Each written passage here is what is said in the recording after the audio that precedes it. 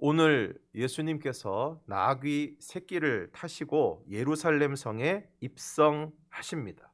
그러자 사람들이 어떻게 합니까? 오늘 읽었던 말씀 8절과 9절. 무리의 대다수는 그들의 겉옷을 길에 펴고 다른 이들은 나뭇가지를 베어 길에 펴고 앞에서 가고 뒤에서 따르는 무리가 소리 높여 이르되 호산나 다윗의 자손이여 찬송하리로다. 주의 이름으로 오시는 이여 가장 높은 곳에서 호산나 하더라. 자, 사진을 보시면 예수님이 나귀 새끼를 타셨죠? 나귀 새끼를 타시고 사람들이 앞에서 자신들의 겉옷을 펴고 옷을 막 바닥에 깔고 저기 보니까 나뭇가지를 흔들고 있는데 어떤 나뭇가지인 것 같습니까? 야자수 나뭇가지죠. 야자수. 정확하게 얘기하면 중동 지역에 많이 있는 대추야자. 우리는 야자 하면은 파인애플 열리는 걸로 알고 있는데 이쪽 지역에서는 대추야자라는 것이 있습니다. 그래서 먹어보면 굉장히 단데 여기 나오는 종려나무는 보통 승리나 기쁨의 상징으로 왕이나 전쟁에서 승리한 지휘관을 환영할 때 이 나뭇가지를 꺾어서 막 흔들거나 그 지나가는 길에 펴 놓아서 환영의 의사를 표시한 것입니다. 그러므로 오늘 예루살렘에 입성하시는 예수님을 무리들이 자신들의 옷과 종려나무를 길에 펴고 그것을 흔들며 맞이했다는 것은 예수님을 승리의 왕, 기쁨의 왕으로 여기고 환영했다는 것을 뜻하고 있는 것입니다. 그리고 이렇게 외칩니다. 호산나 다윗의 자손이여 찬송하리로다. 주의 이름으로 오시는 이여 가장 높은 곳에서 호산나. 교회 와서 들어보는 얘기 중에 많이 듣는 것 중에 하나가 호산나. 호산나로 명명하는 찬양대도 있고 호산나 이름 붙이는 기독교 기업도 있고 호산나라는 이름이 비교적 익숙한데 여기 나오는 다윗의 자손은 메시아의 또 다른 호칭입니다. 그리고 호산나는 원컨대 구원하소서, 지금 구원하소서 이런 뜻으로 메시아이신 예수님이 자신들을 구원해 주실 것을 기대하면서 지금 예수님을 열렬히 환영하고 있는 것입니다. 그런데 그랬던 그들이 불과 며칠 지나지 않아서 몇 달도 아닙니다. 몇 년도 아닙니다. 불과 며칠 지나지 않아서 완전히 돌변합니다. 누가복음 23장 20절에서 23절을 보겠습니다. 빌라도는 예수를 놓고자 하여 다시 그들에게 말하되 그들은 소리질러 이르되 그를 십자가에 못 박게 하소서 십자가에 못 박게 하소서 하는지라. 빌라도가 세 번째 말하되 이 사람이 무슨 악한 일을 하였느냐 나는 그에게서 죽일 죄를 찾지 못하였나니 때려서 놓으리라 하니 그들이 큰 소리로 재촉하여 십자가에 못 박기를 구하니 그들의 소리가 이긴지라. 아니 지금 누구를 도대체 십자가에 못 박으라고 하고 있는 것입니까? 다름 아닌 불과 며칠 전에 자기들이 막 겉옷을 벗어서 깔고 막 그 종려나무 가지 흔들고 호산나를 외치며 맞이했던 예수님을 지금 십자가에 못 박으라고 소리를 지르는 것입니다. 아니 도대체 왜 이러는 것입니까? 불과 며칠 전에는 그렇게 막 옷을 깔고 종려나무 가지를 흔들고 그렇게 난리를 치던 사람들이 그야말로 며칠 지나지도 않았는데 바로 그 예수님 십자가에 못 박으라고 그냥 악에 바쳐서 소리를 지르고 있는 것입니다. 왜 이렇게 된 것입니까? 그들이 예수님에 대해서 오해했기 때문입니다. 오늘 예루살렘으로 입성하시는 예수님을 무리들이 이토록 열광적으로 맞이했던 것은 예수님이 이제 예루살렘에 입성을 하셔서 사람들을 모으든 아니면 이전처럼 기적을 행하시든 가장 먼저 당시 이스라엘을 다스리고 있던 로마의 압제로부터 자신들을 해방시켜주고 또 이스라엘 나라를 부강한 나라로 만들어서 자신들을 잘 먹고 잘 살게 해줄 것이라는 기대를 가지고 있었기 때문입니다. 그러므로 이들이 예수님에게 기도했던 것은 소위 말하는 군주적 메시아 혹은 정치적 메시아, 그러니까 다윗 왕과 같이 강력한 힘을 가지고 주변 나라들을 다 제압하고 나라를 부강하게 하고 백성들을 잘 먹고 잘 살게 해주는 그런 메시아의 모습을 기대하고 있었던 것입니다. 그래서 그런 기대를 가지고 예수님을 그토록 열렬하게 환영하고 맞이했는데, 이후에 예수님이 보여준 모습은 그들의 기대와는 전혀 다른 것이었습니다. 예루살렘에 입성하신 다음 날 예수님은 성전을 청결하게 하십니다. 성전에 들어가셔서 성전 안에서 매매하는 모든 사람들을 내어 쫓으시고 돈 바꾸는 사람들의 상과 비둘기 파는 사람들의 의자를 둘러 엎으시고 이렇게 말씀하십니다. 기록된 바 내 집은 만민이 기도하는 집이라 일컬음을 받으리라 하였거늘 너희는 강도의 소굴을 만드는 도다. 그리고 맹인과 저는 자들이 성전에서 예수님께 나와왔을 때 그들을 고쳐주셨습니다. 그리고 다음 날에는 예수님의 권위에 도전하는 많은 질문과 논쟁이 이어지고 예수님이 예루살렘의 멸망을 예언하십니다. 아니, 예수님이 예루살렘을, 이스라엘을 로마로부터 해방시키시고 예루살렘을 재건하실 줄 알았는데 오히려 예루살렘의 멸망을 예언하십니다. 이미 뭔가 일이 잘못되고 있습니다. 그리고 우리가 잘 알고 있는 세족식이 있었던 목요일에는 유월절 만찬을 하시고 제자들의 발을 씻기시고 가룟 유다가 예수님을 팔기 위해 나가고 예수님은 겟셋마네 동산에서 기도를 하십니다. 여러분, 가룟 유다가 왜 예수님을 팔려는 마음을 먹게 되었을까요? 가룟 유다 역시 예수님이 이스라엘의 해방을 가져다 주고 백성들이 원하는 것을 해줄 것이라고 기대를 가지고 예수님을 따랐는데 이제 그 모든 기대가 다 무너졌기 때문입니다. 이처럼 뭔가를 기대했다가 그 기대가 무너지면 견딜 수 없는 배신감과 분노가 생기는 것입니다. 그리고 이스라엘의 해방과 회복을 가져다 줄 것이라고 기대했던, 그리고 온 백성의 기대를 한 몸에 받았던 예수님은 새벽에 대제사장들과 장로들에게서 파송된 무리들에 의해서 잡히십니다. 이 백성들의 입장에서 봤을 때 너무나 어이없게 그리고 너무나 무기력하게 예수님이 잡히십니다. 잡히실 때 무슨 하늘에서 번개가 떨어지거나 아니면 천사들이 막 내려와서 예수님 잡으러 온 무리들을 일순간에 제압하거나 그런 일들은 일어나지 않았습니다. 그리고 예수님이 잡히시자 제자들은 다 도망가고 대제사장 가야바의 장인 안나스 그리고 대제사장 가야바 산헤드린 공회에서 신문을 받으시고 그 와중에 절대로 배신하지 않겠다고 큰 소리 뻥뻥 치던 베드로, 다른 제자들은 다 배신해도 저는 절대 배신 안 합니다. 큰 소리 쳤던 베드로는 예수님이 보는 앞에서 3번이나 예수님을 부인하고 이어서 닭이 울고 총독 빌라도와 분봉왕 헤롯의 신문을 받으시고 마침내 총독 빌라도의 재판정 앞에 서시게 됩니다. 그런데 빌라도가 아무리 봐도 죄가 없습니다. 아주 오래된 로마의 부패한 정치가인 빌라도가 봐도 예수님이 도무지 죄가 없습니다. 그래서 때려서 놓겠다고 했더니 막 없이 하라고 난리가 났습니다. 그래서 빌라도가 야, 이건 안 되겠다. 그래서 다른 방법, 명절이 되면 죄수 한 사람을 사면하는, 우리도 기념일이 되면 죄수들을 사면하죠. 사면을 통해서 예수님을 놓아주려고 무리들에게 바라바냐 그리스도라 하는 예수냐 그랬더니 밀란과 살인으로 옥에 갇힌 바라바를 놓아달라고 소리를 지르고 예수님을 십자가에 못 박으라고 그냥 악을 씁니다. 야, 정말 사람의 인심이 너무 무섭습니다.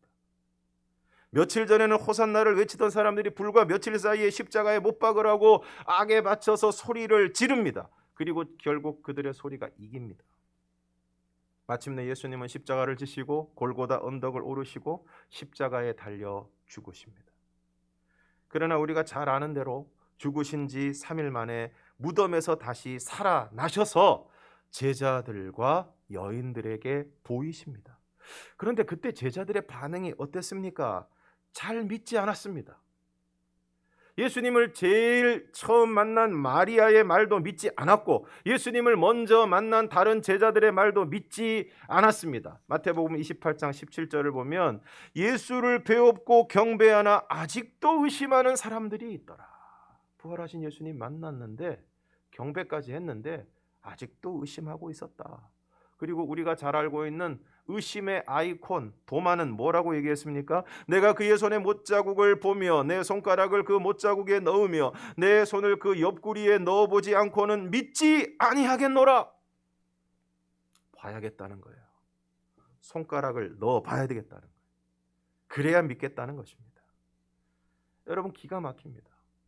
예수님이 십자가 지시기 전에 고난당하고 죽으실 것을 3번 이상 그들에게 예고하셨고 또 내가 부활하고 난 다음에 갈릴리에서 만나자는 얘기까지 하셨음에도 불구하고 제자들은 그 말이 하나도 기억나지 않고 부활하신 예수님이 앞에 계신데도 불구하고 믿지 못했습니다.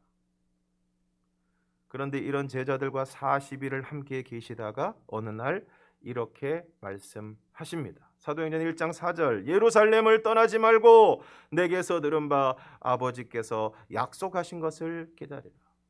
여기서 아버지께서 약속하신 것이 무엇입니까? 바로 다음 절에 나오는데 5절을 보겠습니다. 요한은 물로 세례를 베풀었으나 너희는 몇 날이 못 되어 성령으로 세례를 받으리라. 그러니까 아버지께서 약속하신 것은 바로 성령님이시고 요한이 물로 세례를 베푼 것처럼 너희는 몇 날이 못 되어 성령으로 세례를 받을 것이라고 말씀하십니다. 그런데 다음 순간 제자들이 이렇게 질문합니다. 주께서 이스라엘 나라를 회복하심이 이때니까. 이게 무슨 소리입니까? 예수님께서 아버지께서 약속하신 성령을 받을 것이라고 말씀하시는데 제자들은 예수님에게 주께서 이스라엘 나라를 회복하심이 이때니까, 여기서 제자들이 이스라엘 나라를 회복하는 때를 물었을 때 이스라엘 나라의 회복은 로마의 압제로부터 이스라엘이 해방되는 것을 의미하는 것인데 이 질문이 무엇을 보여주고 있습니까? 지금 부활의 주님을 만나고 너희들이 성령을 받을 것이라고 말씀하고 계심에도 불구하고 이들의 관심은 예수님을 가장 가까이에서 보았고 함께 지냈고 지금까지 지냈고 또 부활의 주님을 만난 지금 이 순간에도 이들의 관심은 여전히 이스라엘 나라가 언제 로마로부터 해방될 것인가, 언제 로마로부터 벗어나서 자유를 누리고 부강한 나라가 될 것인가에 온 마음과 관심을 쏟고 있는 것입니다. 신방과 상담을 하다 보면 많은 경우에 사람들이 자신의 영혼과 영적인 추구에 대한 고민보다는 결국 세상에서의 성공과 자신이 이루고자 하는 세상적인 성취에 가장 간절한 마음을 가지고 있는 것을 보게 됩니다. 지금 부활하신 주님이 제자들에게 성령 받을 것에 대해서 말씀하시는데 제자들의 질문은 그럼 이스라엘은 언제 로마로부터 해방이 되나요? 하는 것이었습니다. 그랬던 그들이 언제 결정적으로 달라집니까? 사도행전 2장에서 오순절 마가의 다락방에 성령이 임하시고 그들이 다 성령의 충만함을 받게 되었을 때 그들은 완전히 다른 사람이 됩니다. 사도행전 2장 14절을 보겠습니다. 베드로가 11사도와 함께 서서 소리를 높여 이르되 유대인들과 예루살렘에 사는 모든 사람들아 이 일을 너희로 알게 할 것이니 내 말에 귀를 기울이라. 부활하신 주님을 만나고 주님의 승천하신 모습을 본 이후에도 두려워하던 제자들이 그리고 베드로가 오늘 함께 서서 소리를 높여 말합니다. 유대인들과 예루살렘에 사는 모든 사람들아 이 일을 너희로 알게 할 것이니 내 말에 귀를 기울이라.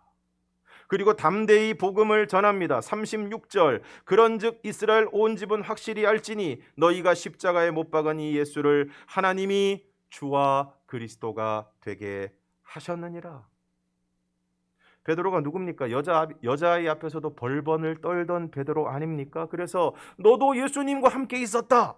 그러니까 모른다고, 그 사람 모른다고 나중에는 저주하며 맹세하면서 나는 그 사람을 알지 못하노라.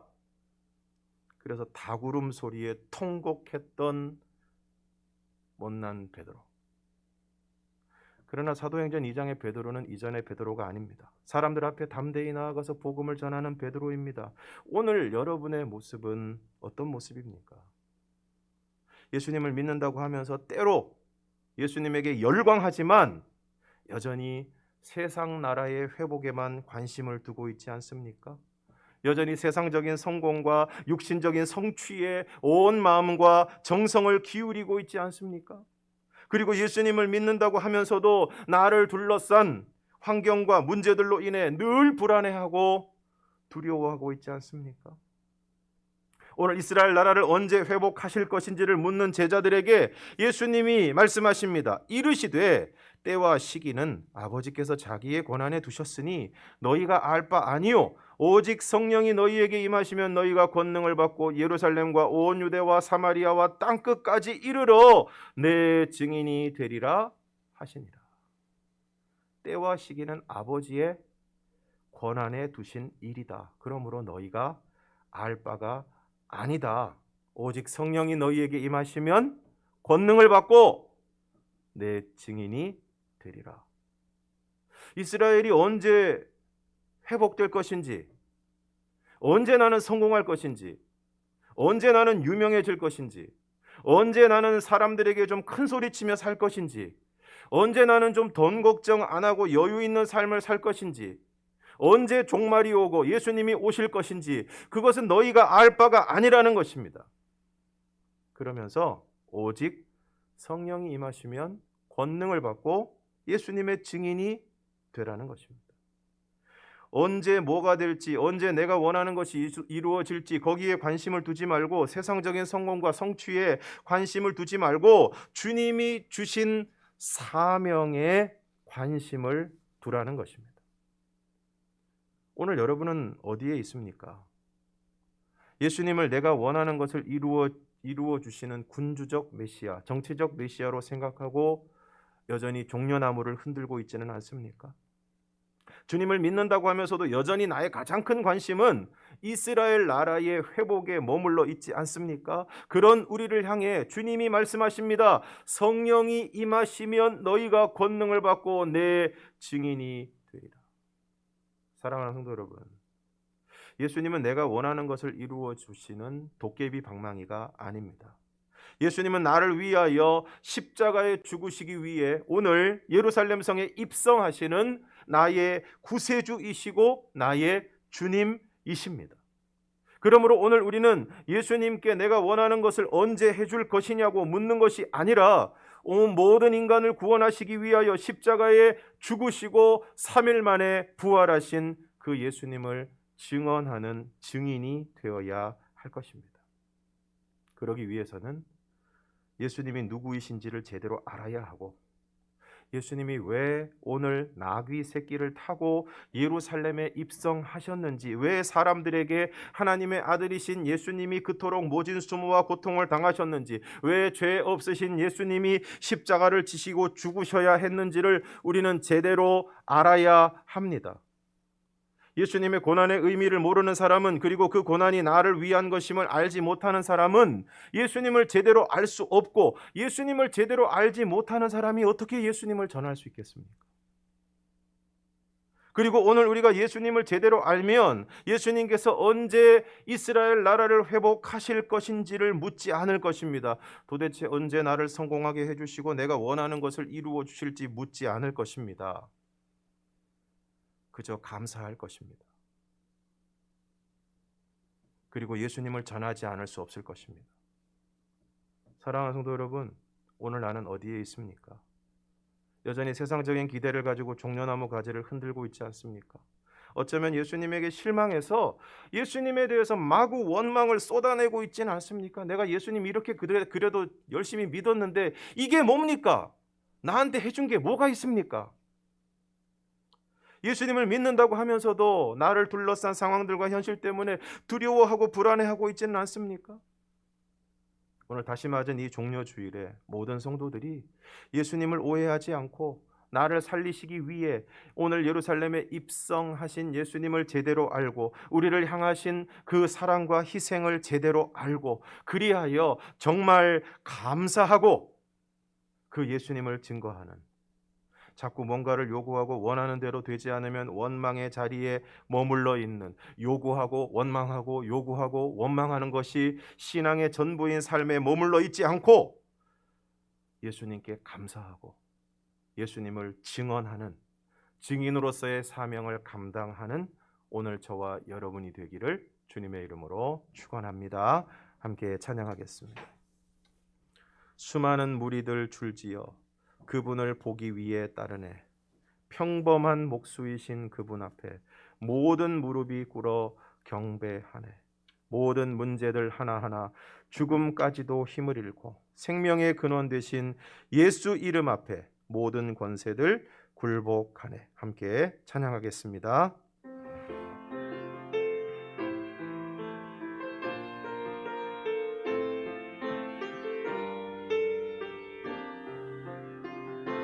수많은 무리들 줄지어 수많은 무리들 줄지어 그분을 보기 위해 따르네. 평범한 목수이신 그분 앞에 모든 무릎이 꿇어 경배하네. 모든 문제들 하나하나 죽음까지도 힘을 잃고 생명의 근원 되신 예수의 이름을 모든 권세들 굴복하네.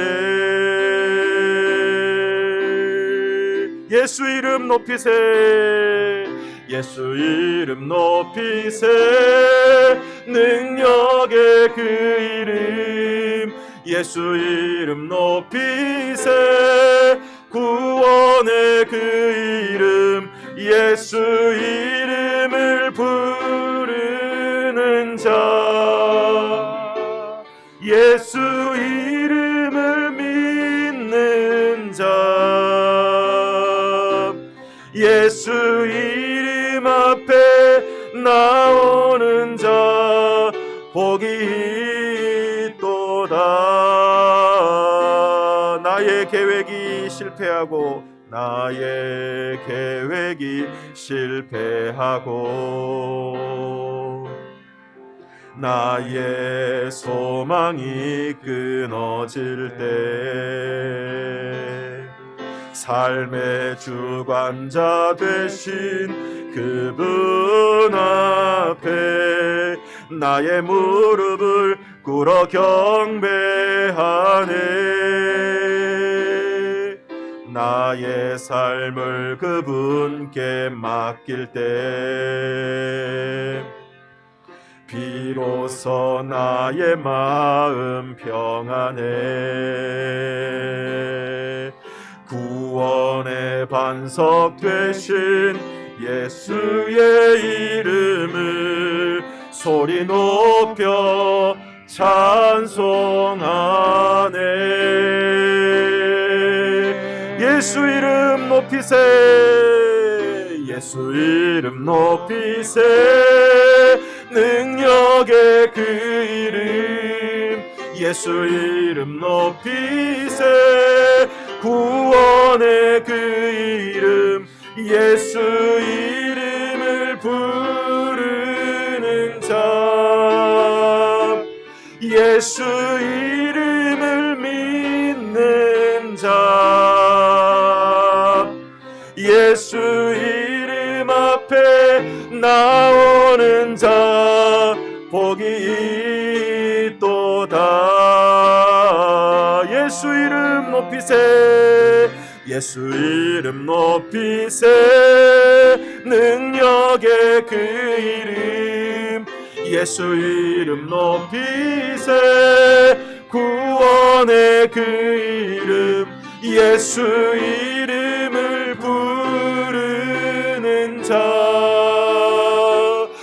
예수 이름을 믿는 자, 예수 이름 앞에 나오는 자 복이 있도다.